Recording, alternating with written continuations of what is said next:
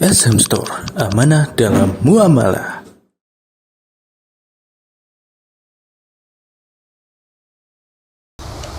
Nah, jazakallah. Bismillah. Assalamualaikum warahmatullahi wabarakatuh. Alhamdulillah wassalatu wassalamu ala Rasulillah wa ala alihi wa sahbihi wa man wala wa man tabi'ahum bi ihsanin ila yaumiddin. Amma ba'du. Ikhwani fillah, azaniyallahu wa iyyakum jami'an. Teman-teman, rekan-rekan SM Football Club yang dirahmati Allah Subhanahu wa taala. Marilah kita senantiasa bersyukur kepada Allah Subhanahu wa taala atas segala limpahan nikmat yang Allah berikan. Karena seyogyanya jika kita menghitung nikmat-nikmat Allah, maka kita tidak akan mampu menghitung nikmat tersebut. Kemudian bagaimana kita untuk mensyukuri nikmat tersebut, yaitu nikmat-nikmat yang Allah Ta'ala berikan kepada kita. Para ulama telah mengajarkan kepada kita tentang bagaimana kita mensyukuri atas segala nikmat-nikmat yang telah Allah berikan. Yang pertama adalah ketika Allah Subhanahu wa taala memberikan nikmat kepada kita, yaitu berupa kesehatan, berupa waktu luang, berupa kenikmatan kita bisa berada di tempat ini, yang dengan rahmat Allah Subhanahu wa taala kita bisa merasakan kekuasaan Allah Subhanahu wa taala, yaitu kesegaran udara, ya, suasananya yang sejuk, kemudian begitu juga ditemani dengan gerujukan air dari kali, berbeda dengan kali yang di Surabaya. Ya, kali di Pacet dengan kali Surabaya jelas berbeda. Suaranya sudah berbeda. Kemudian suara-suara di sini juga salah satu tanda-tanda dari keagungan Allah Subhanahu wa taala.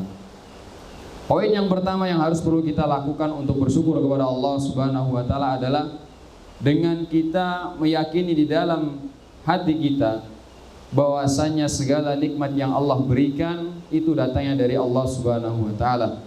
Allah Subhanahu wa taala berfirman, "Wa ma min ni'matin fa minallah, wa ma bikum min ni'matin fa minallah." Dan sesungguhnya apa saja yang Allah berikan kepada kita berupa kenikmatan itu adalah datangnya dari Allah Subhanahu wa taala. Dengan kita berada di sini adalah suatu kenikmatan, dan kita seyogyanya harus meyakini di dalam diri kita kenikmatan tersebut adalah Allah Subhanahu wa taala yang memberikan. Jadi kalau Allah Subhanahu wa taala tidak memberikan hal tersebut, maka kita tidak bisa berada di tempat ini. Kemudian yang perlu yang kita lakukan untuk mensyukuri nikmat Allah, yaitu dengan mengucapkan kalimat-kalimat thayyibah, yaitu mengucapkan kata alhamdulillah atau yang lain sebagainya. Berdasarkan sabda Nabi sallallahu alaihi wasallam, Nabi sallallahu alaihi wasallam pernah bersabda, "Idza akala ta'aman falyaqul alhamdulillahilladzi at'amani hadza wa razaqanihi min ghairi haulin minni wala quwwah, ghufira lahu ma taqaddama min dambi."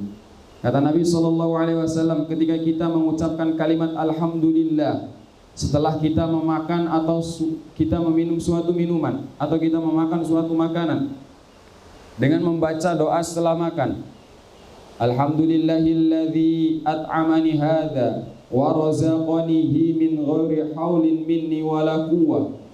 Kata Nabi sallallahu alaihi wasallam di akhir hadisnya, ghufira lahu ma taqaddama min dambi. Selain kita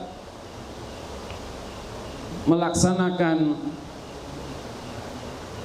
tugas kita sebagai manusia, yaitu bersyukur kepada Allah Subhanahu wa taala, Allah Subhanahu wa taala telah menyiapkan ampunan dosa yang Allah berikan kepada kita. Kalau kita misalkan setelah kita minum suatu minuman atau kita makan suatu makanan, kemudian kita membaca doa tersebut, di dalam akhir hadis Nabi sallallahu alaihi wasallam menyebutkan ghufira lahu ma taqaddama min dambi.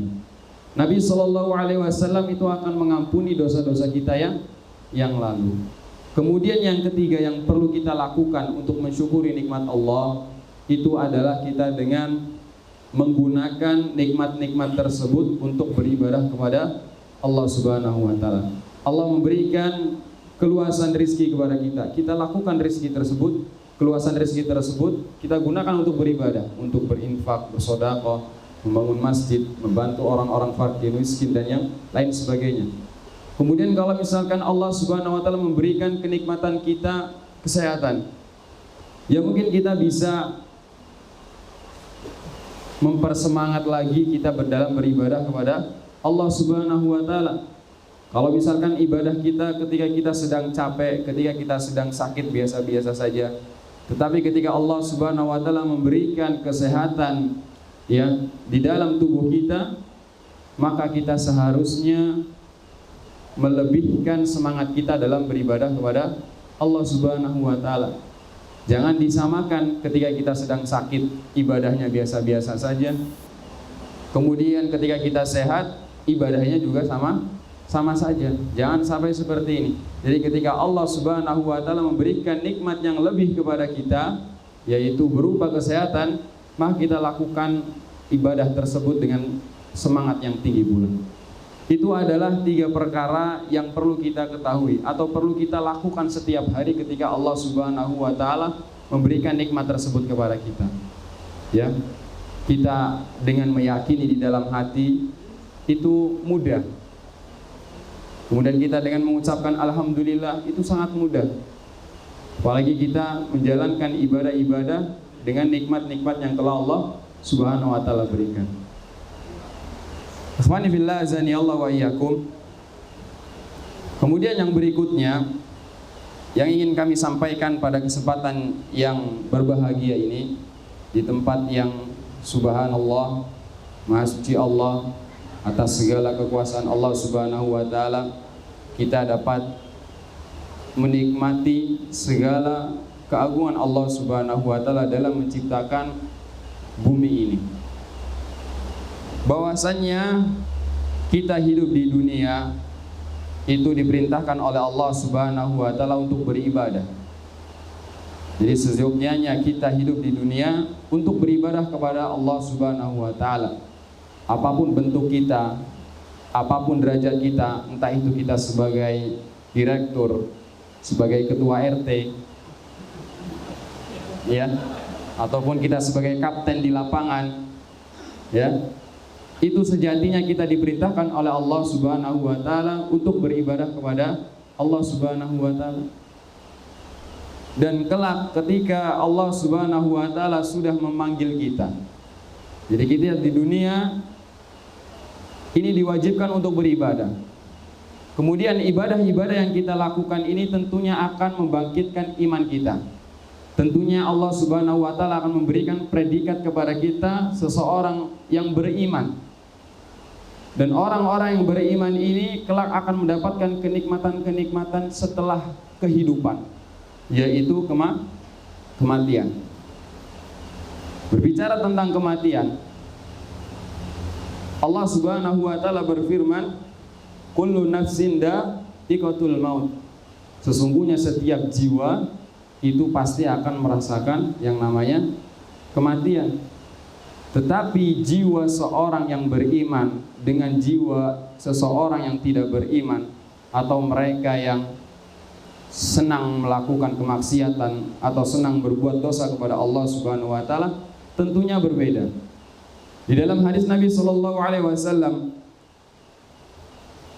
dari Al-Bara bin Azib radhiyallahu anhu bahwa Nabi sallallahu alaihi wasallam berkata tentang proses kematian seorang mukmin. Ya, di dalam hadis ini sangat panjang. Nabi sallallahu alaihi wasallam menceritakan tentang kematian seorang mukmin. Jadi ketika seseorang mukmin dicabut nyawanya oleh malaikat, maka di dalamnya terdapat kenikmatan-kenikmatan yang dirasakan oleh seorang mukmin tersebut. Kata Nabi sallallahu alaihi wasallam di dalam hadisnya, ketika seseorang hamba mukmin jika sudah terpisah dengan tubuhnya, yang artinya ketika seorang mukmin dicabut ruhnya. Bahkan di dalam hadis ini disebutkan permisalan seseorang mukmin ketika dicabut nyawanya oleh Allah Subhanahu wa taala, yaitu seperti tetesan terakhir yang keluar dari teko atau mungkin kantong yang terbuat dari kulit, atau mungkin kita perumpamakan sekarang seperti botol. Kalau kita lihat botol, tetesan yang terakhir ketika kita tumpahkan, itu dia pasti akan berjalan dengan perlahan. Terus, ya, ini adalah permisalan kematian seorang yang beriman kepada Allah Subhanahu wa taala. Ya, didatangkan kepadanya malaikat yang tubuhnya putih. Kemudian dipakaikannya kafan dari kafan-kafan surga, dan dipergunakannya yaitu dengan hanut, yaitu wewangian dari surga. Itu adalah perkara kematian seorang yang beriman kepada Allah Subhanahu wa taala. Akan tetapi sebaliknya, jika orang-orang tersebut adalah orang-orang yang kafir, orang-orang yang senantiasa berbuat maksiat kepada Allah Subhanahu wa taala. Kata Nabi sallallahu alaihi wasallam, "Wa innal 'abdal kafir wa fi riwayah wa idza kana ar-rajulu su' idza kana fi inqita'i minad dunya wa iqbalin minal akhirah nazala ilaihi minas sama'i malaikatun sudul wujuh." Jadi ketika seseorang hamba kafir, atau di dalam riwayat yang lain disebutkan ar-rajulu su', yaitu lelaki yang buruk, orang-orang yang tidak beriman kepada Allah Subhanahu wa taala, ketika dia sudah dipisahkan dengan dunia, artinya ketika dia sudah dicabut nyawanya, maka didatangkan kepadanya malaikat dengan wajah yang seram. Artinya malaikat tersebut keras dan mengatakan kepada jiwa tersebut, memukul-mukul jiwa tersebut. Jadi dalam hadis ini diperumpamakan orang yang meninggal dari orang-orang kafir atau dari orang-orang yang senantiasa melakukan perbuatan maksiat kepada Allah. Kata Nabi sallallahu alaihi wasallam, perumpamaannya adalah seperti sesuatu yang bengkok, benda yang bengkok, atau mungkin bisa kita perumpamakan sebuah celurit yang bengkok yang kita tancapkan kepada bulu domba, atau kita tancapkan kepada domba yang dombanya berbulu, kemudian kita tarik paksa, ya, dan bulu-bulu tersebut berhamburan. Di sini di dalam hadis disebutkan perumpamaan tersebut ya sangatlah menyakitkan. Bahkan Nabi Shallallahu Alaihi Wasallam mengatakan bahwasanya kematian itu adalah memiliki sakarat, ya, memiliki sesuatu yang menyakitkan. Kemudian ketika seseorang hamba sudah dicabut nyawanya, kemudian ketika jasadnya dimasukkan ke dalam kuburan, maka ketika seseorang hamba sudah dimasukkan ke dalam kuburan, maka ada 4 perkara yang akan didapati oleh mayit tersebut. Yang pertama adalah himpitan kubur. Dan himpitan kubur ini dirasakan oleh semua manusia, entah itu orang yang beriman ataupun orang yang tidak beriman. Tetapi ada perbedaan. Ketika himpitan kubur tersebut dirasakan oleh orang yang beriman, maka permisalannya adalah seperti ibu yang sedang memeluk anaknya. Jadi kuburan tersebut ketika ibu yang sedang memeluk anaknya, itu adalah untuk orang-orang yang beriman. Sedangkan untuk orang-orang yang tidak beriman, orang kafir, orang yang melakukan kemaksiatan, maka perumpamaannya adalah orang tersebut ketika dihimpit kuburan, maka badannya remuk, ya, atau tulang-tulangnya semuanya patah. Dan ketika seseorang mengalami hal tersebut, ya, di dalam firman Allah Subhanahu wa taala mengatakan, hatta idza jaa ahadahumul maut qala rabbirji'un. Dan ketika seseorang sudah dimasukkan ke dalam kuburan, maka manusia pada saat itu yang datang hanyalah penyesalan, terutama penyesalan bagi orang-orang yang tidak beriman kepada Allah.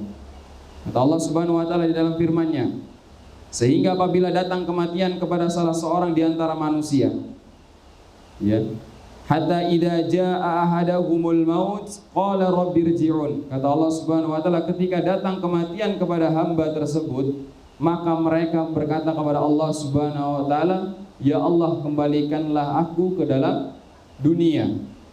Di dalam ayat selanjutnya, la'alli a'malu shalihan fima taraktu, untuk melakukan amal-amal soleh yang pernah aku tinggalkan di dalam dunia. Kata Allah Subhanahu wa taala, kalla innaha kalimatun huwa qailuha, sesungguhnya perkataan tersebut, yaitu perkataan memohon kepada Allah, ya Allah, kembalikanlah aku ke alam dunia. Ya Allah, kembalikanlah aku ke alam dunia agar aku bisa mengamalkan amal-amalan soleh. Kata Allah Subhanahu wa taala, sesungguhnya itu hanyalah perkataan yang tidak ada manfaatnya, hanya buayan biasa, ya. Mungkin hanya angan-angan biasa yang mereka lontarkan kepada Allah Subhanahu wa taala. Maka kata Allah Subhanahu wa taala, kalla, sekali-kali tidak. Maka ikhwani fillah, azani Allah wa iyyakum jami'an, ya. Di dalam ayat ini, marilah kita berintrospeksi diri, bahwasannya penyesalan itu datangnya belakangan.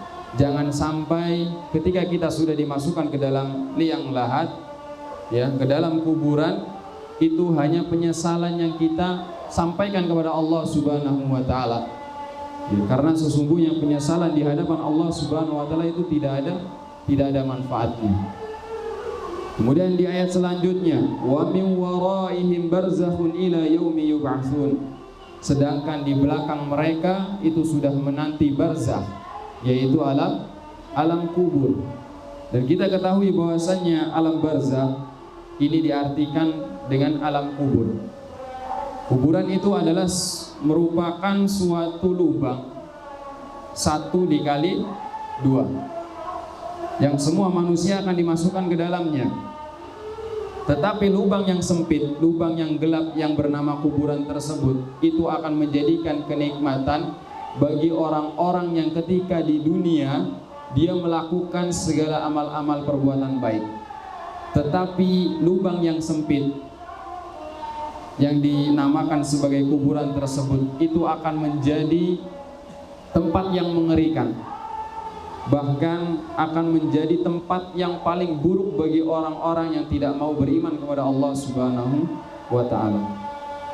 Dan alam kubur ini adalah fase pertama yang menuju akhirat Allah Subhanahu wa ta'ala, yang tadi di dalamnya terdapat himpitan kubur, yang ini semuanya dirasakan oleh manusia, entah itu orang yang beriman ataupun orang yang tidak beriman. Kemudian yang kedua adalah fitnah kubur. Berkaitan dengan fitnah kubur, dan semua manusia juga akan merasakan yang namanya fitnah kubur. Fitnah kubur itu adalah pertanyaan 2 malaikat, yaitu Munkar dan Nakir. Pertanyaannya apa? Man Rabbuka, siapa Tuhanmu? Kemudian pertanyaan yang berikutnya adalah Madinuka, apa agamamu? Dan pertanyaan yang ketiga adalah wa ma hadzal rajul alladzi bu'itsa fikum, apa yang kalian ketahui tentang lelaki ini, yaitu Nabi sallallahu alaihi wasallam yang telah Allah Subhanahu wa taala kirimkan di tengah-tengah kalian. Ketika seseorang yang beriman, ya, sudah dimasukkan kuburan, kemudian sudah mendapatkan himpitan kubur, dia akan mendapatkan fitnah kubur, yaitu pertanyaan malaikat Munkar dan Nakir ini. Dan ketika seseorang beriman yang diberikan pertanyaan seperti ini, mereka akan menjawab dengan qaulus tsabit, ya, perkataan yang sudah ditetapkan oleh Allah. Allah sudah memberikan kunci untuk dia bisa menjawab dengan baik dan benar. Ketika ditanya man rabbuka, Allah, ma dinuka, Islam, wa ma hadzal rajul, Nabi sallallahu alaihi wasallam, ini adalah orang yang beriman yang bisa menjawab seperti ini. Tetapi ketika pertanyaan ini dilontarkan kepada orang-orang kafir, di dalam hadis di Nabi sallallahu alaihi wasallam disebutkan mereka hanya berkata, ha la adri, aku tidak tahu. Dan kita seyogyanya, mungkin kita ketika di dunia diberi pertanyaan seperti ini, maka kita akan dengan mudah menjawabnya. Betul? Pasti dengan mudah menjawabnya. Man rabbuka, Allah, dengan mudah menjawabnya. Tetapi ketika kita sudah dihadapkan oleh dua malaikat yang Allah Subhanahu wa taala kirimkan, hanya keimanan kita yang bisa menjawab hal tersebut. Kemudian bagaimana kita untuk menyiapkan iman tersebut di hadapan dua malaikat yang akan mempertanyakan persoalan tadi, yaitu dengan kita menaati Allah Subhanahu wa taala, menaati larangannya, menjauhi larangannya, ya. Dan juga Nabi sallallahu alaihi wasallam menaati segala perintah dari Rasul sallallahu alaihi wasallam. Jangan sampai ibadah-ibadah yang kita lakukan itu bahkan menjadi bumerang buat kita. Karena Nabi sallallahu alaihi wasallam pernah bersabda di dalam hadisnya, menggambarkan orang-orang yang mereka melakukan amal soleh tetapi tidak didasari dengan keikhlasan kepada Allah Subhanahu wa taala. Dan perlu kita ketahui bahwasannya ibadah itu bisa diterima oleh Allah Subhanahu wa taala itu dengan dua syarat. Sangat sedikit, syaratnya cukup dua. Ibadah tersebut diterima oleh Allah, syaratnya cukup hanya dua. Yang pertama adalah ikhlas kepada Allah Subhanahu wa taala, dan yang kedua adalah dengan mutaba'ah, yaitu mengikuti petunjuk Nabi sallallahu alaihi wasallam. Sedangkan hadis yang pernah Nabi sallallahu alaihi wasallam gambarkan kepada kita, yaitu berkaitan dengan orang-orang yang soleh di dunia. Ya, diperhatikan, orang-orang soleh yang di dunia, orang-orang yang kita anggap mereka itu beriman di dunia, tetapi nanti di hadapan Allah mereka itu dijeburkan ke dalam neraka Allah Subhanahu wa taala. Nabi sallallahu alaihi wasallam bersabda di dalam hadis tersebut, sesungguhnya ada 3 golongan yang kelak akan dijeburkan ke dalam neraka Allah Subhanahu wa taala. Yang pertama adalah rajulun ustushhida, yaitu lelaki yang berjihad di jalan Allah Subhanahu wa taala. Allah Subhanahu wa taala menampakkan kenikmatan-kenikmatan lelaki tersebut, yaitu dia bisa berjihad di jalan Allah Subhanahu wa taala, ya. Kemudian setelahnya lelaki tersebut membenarkan nikmat tersebut, yaitu kenikmatan dia bisa berjihad di jalan Allah.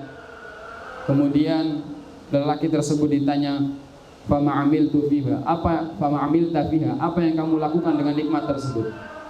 Kata lelaki tersebut, saya berjihad di jalan Allah Subhanahu wa taala, memerangi musuh-musuh Allah.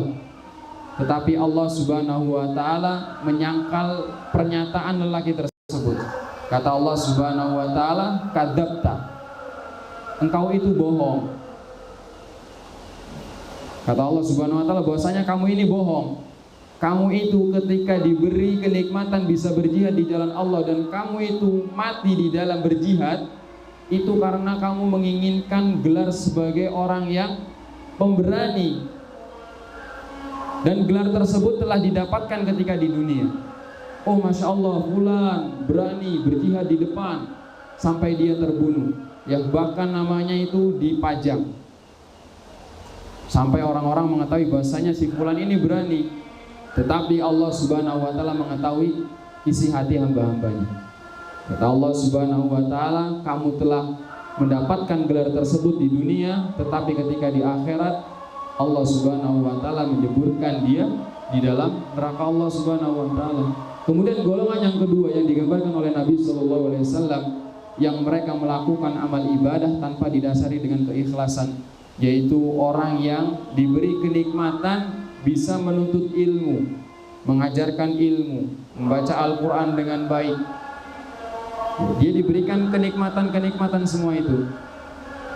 Kemudian Allah Subhanahu wa taala menanyakan seperti pertanyaan yang golongan pertama, apa yang kamu lakukan dengan nikmat yang telah aku berikan, yaitu kenikmatan ya seperti antum-antum ini bisa menuntut ilmu, kemudian antum bisa menyebarkan ilmu yang nge-share ya. Tetapi perhatikan niat antum ya, memperhatikan niatnya. Jangan ketika antum menge-share sesuatu ilmu, antum ini ingin mendapatkan gelar, oh Masya Allah fulan kalau nge-share kayak ustadz, ilmunya banyak, ingin mendapat pujian-pujian dari yang lainnya. Kalau niat antum seperti itu, maka Allah Subhanahu wa Ta'ala telah menyiapkan tempatnya di neraka. Kemudian juga kita dengarkan azan.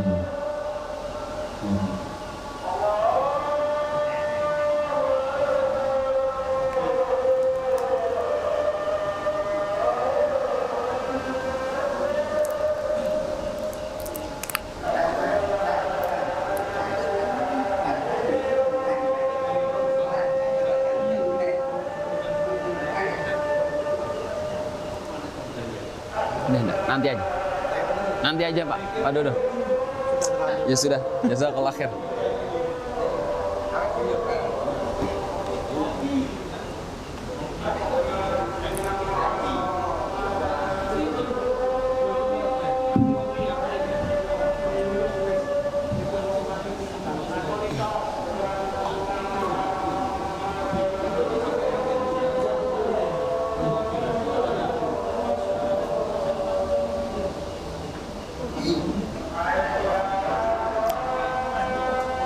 Oh nih, biar nggak ngantuk.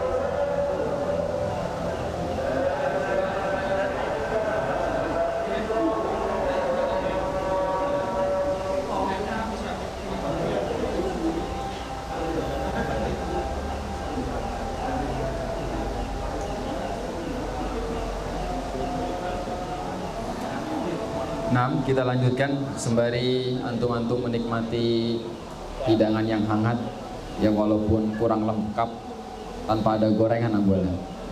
Besok pagi. Oh, besok pagi. Jadi bentar lagi nasi, persiapan nasi. Minumnya jangan banyak-banyak ya. Sebentar lagi ada nasi kebuli kata ambulan. Nah, kita lanjutkan sedikit ya. Tadi berkaitan dengan fitnah kubur. Kemudian tadi berkaitan hadis yang mengatakan bahwasanya ada orang-orang yang beriman yang kita anggap di dunia itu sebagai orang beriman, tetapi mereka malah masuk ke dalam nerakanya Allah Subhanahu wa Ta'ala. Sekarang kita masuk ke dalam golongan yang ketiga, yaitu golongan kata Nabi SAW, orang yang diberikan keluasan rizki. Nah ini hati-hati nih, orang yang diberikan nikmat keluasan rizki. Jadi antum-antum semua yang Allah berikan keluasan rizki, ini hati-hati ya. Kata Nabi SAW, ketika orang yang diberikan keluasan rizki oleh Allah Subhanahu wa Ta'ala, ya dikatakan, dipertanyakan oleh Allah, apa yang kamu lakukan dengan nikmat yang telah aku berikan di dunia? Ya, lelaki tersebut menjawab, ketika Allah Subhanahu wa Ta'ala memberikan keluasan rizki kepadanya, dia senantiasa berinfak, dia senantiasa bersedekah, dia membantu fakir miskin, dia menolong orang-orang yang membutuhkannya. Tetapi kata Allah Subhanahu wa Ta'ala, kamu melakukan hal tersebut hanya karena menginginkan gelar sebagai seorang yang dermawan. Ya. Kemudian gelar tersebut di dunia dia telah dapatkan, yaitu orang yang dermawan, orang yang baik hati. Ya, orang-orang itu kalau membutuhkan sesuatu, dia larinya ke situ. Orang-orang mau meminta proposal buat masjid, dia larinya ke sana. Ya. Makanya ketika kita diberikan keluasan rizki dan kita memberi rizki tersebut, ya menolong orang-orang yang membutuhkan, itu kita harus memperhatikan niat kita. Ya, jangan sampai niat kita itu hanya menginginkan pujian dari manusia, yang akhirnya Allah Subhanahu wa taala memasukkan mereka ke dalam neraka Allah Subhanahu wa taala. Itu adalah 3 golongan yang kalau kita lihat, karena yang namanya keikhlasan itu tidak bisa kita lihat dengan mata telanjang. Ya. Bahkan kalau kita pakai mikroskop pun nggak bakal kelihatan. Ya, yang tahu hanya Allah Subhanahu wa taala. Makanya ketika kita dalam beribadah, kita harus senantiasa memperbaharui niat kita. Ya, memperbaharui niat kita dalam beribadah kepada Allah.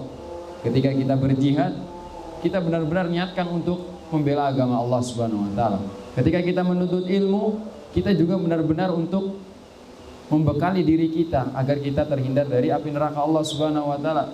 Begitu juga ketika kita berinfak, bersedekah, ya, benar-benar niat kita untuk amal jariah kita di dunia, ya, untuk kelak kita mendapatkan hasilnya di akhirat. Itu adalah salah satu yang Nabi SAW kabarkan di dalam hadisnya, karena mereka tidak pernah mengikhlaskan ketika beribadah kepada Allah Subhanahu wa taala, karena mereka menginginkan pujian dari manusia.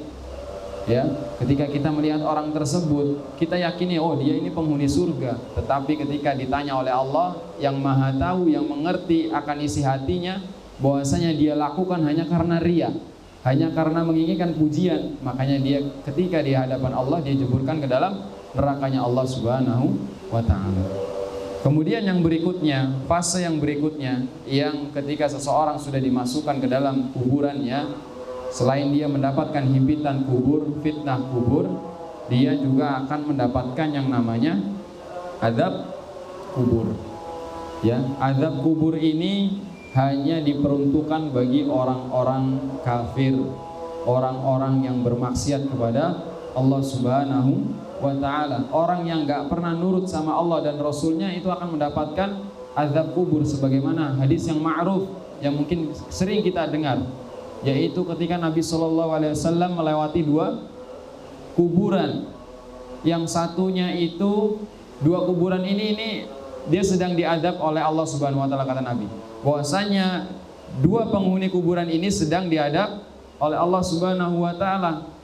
Ya, mereka ini berdua diadab bukan sesuatu karena sesuatu yang besar, bukan sesuatu mungkin karena syirik, karena membunuh, ya, melainkan kedua penghuni kuburan ini mereka itu melakukan sesuatu yang remeh.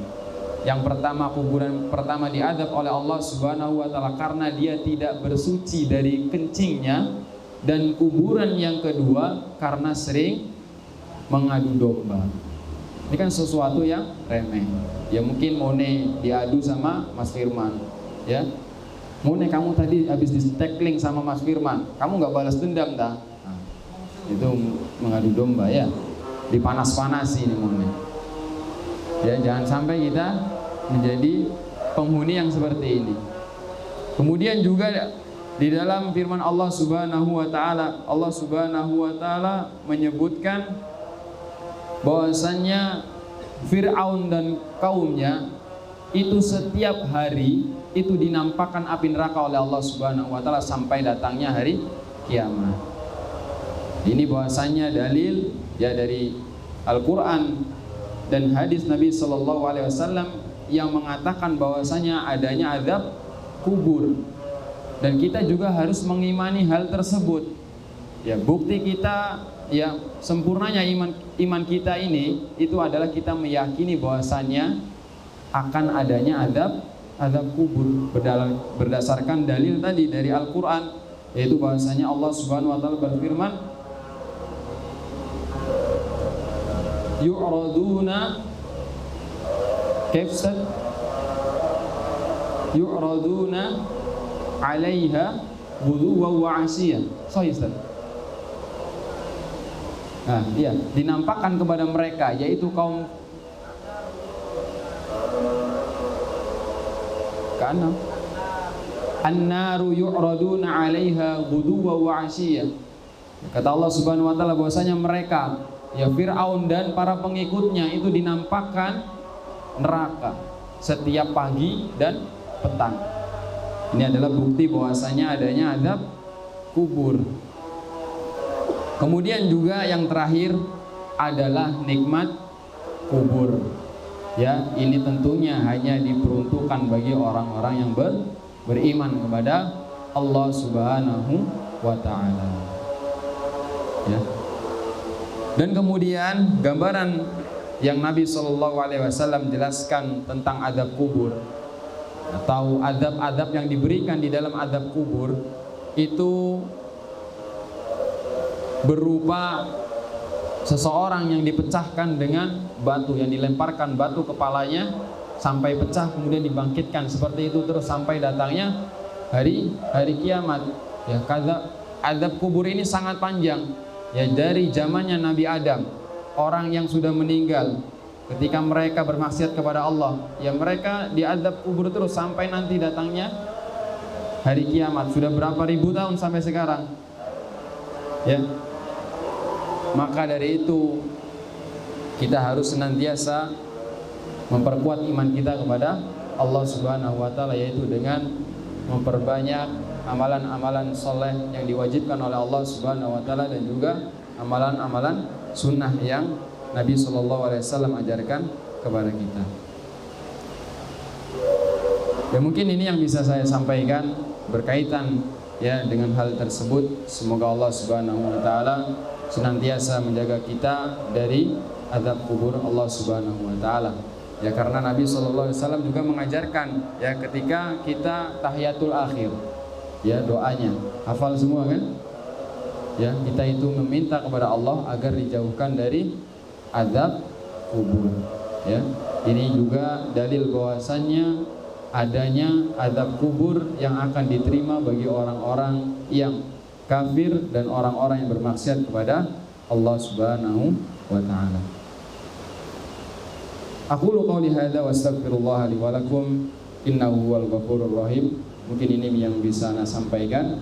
Untuk selanjutnya ada beberapa hadiah ya kepada yang bisa menjawab. Oh, ini. Ada 4 hadiah ya. Ada satu lagi. Ya, ini tadi masuk ke WA Ana. Ya. Insyaallah nanti yang mendapatkan itu akan pintunya akan diberikan seperti ini. Pintu rumahnya. Ya, kalau bisa menjawab pertanyaan, pintu rumahnya akan dipasangi seperti ini. Ya. InsyaAllah, semoga Allah Ta'ala membalas kebaikan beliau. Soal yang pertama, ini Ustaz Gema boleh jawab nggak? Boleh ya? Hadiah utama tadi. Di rumahnya kayak gitu. Ya, antum rumahnya belum ada Ustaz ya? Ya, nanti antum tunggu pertanyaan yang ini aja Ustaz.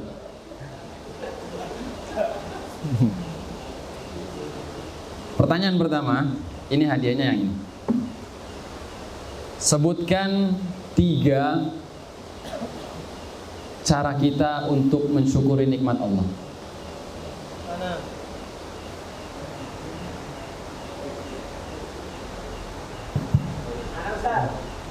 Mau nih Ustaz? Sudah mau nih Ustaz. Antum tunggu yang teralis ini aja Ustaz.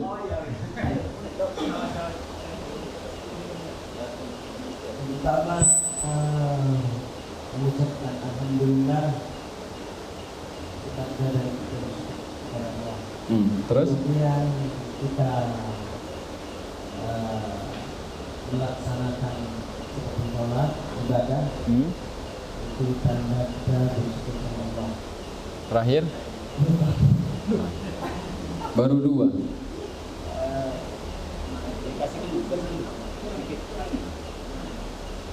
Cluenya ada di sini. Ikhlas. Hah? Ikhlas dalam ibadah. Betul nggak nih?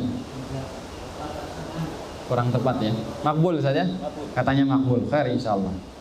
Yang terakhir itu yang mau disebutkan harusnya adalah meyakini di dalam hati. Oke, barakallahu fikum. Fadhal. Yang kedua, wa iya.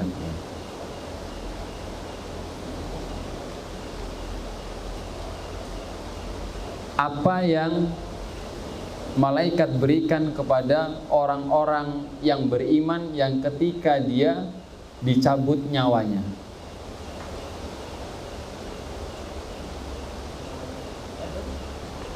Ada dua yang malaikat berikan kepada arwah yang malaikat cabut nyawanya. Padahal Mas Yusuf.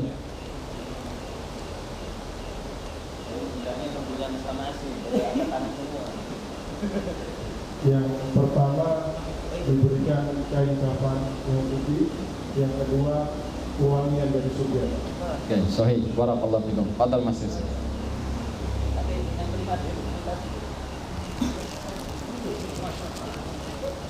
Yang terakhir, Sahibul Haja mungkin mau memberikan pertanyaan. Pertanyaan yang terakhir. Yang terakhir. Oh, ini yang ketiga, Ustaz.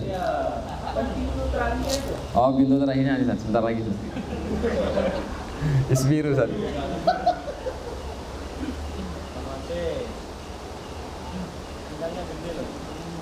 Sebutkan 4 perkara yang didapati seseorang ketika sudah dimasukkan ke dalam kuburan. Ini ada, siapa ini Ustaz Gema? Oh, Wildan awalan. Tafadhol Wildan. Himpitan kubur, saya. Oh, benar, ulangi. Yang pertama himpitan kubur. Nah. Yang kedua hikmat kubur. Yang ketiga adab kubur hanya bagi orang kafir. Yang keempat nikmat kubur hanya untuk orang beriman. Barakallahu fikum. Tafadhol Mas Wildan. Yang terakhir. Ya, yang terakhir requestnya yang memberikan Sohibul Haja katanya kasih yang sulit Ustaz.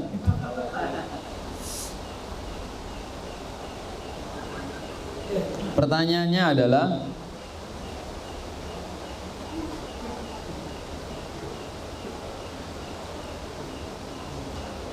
sebutkan hadis yang tadi, salah satu hadis yang tadi saya sebutkan di dalam khutbahnya. Fadhol Ustaz Gema.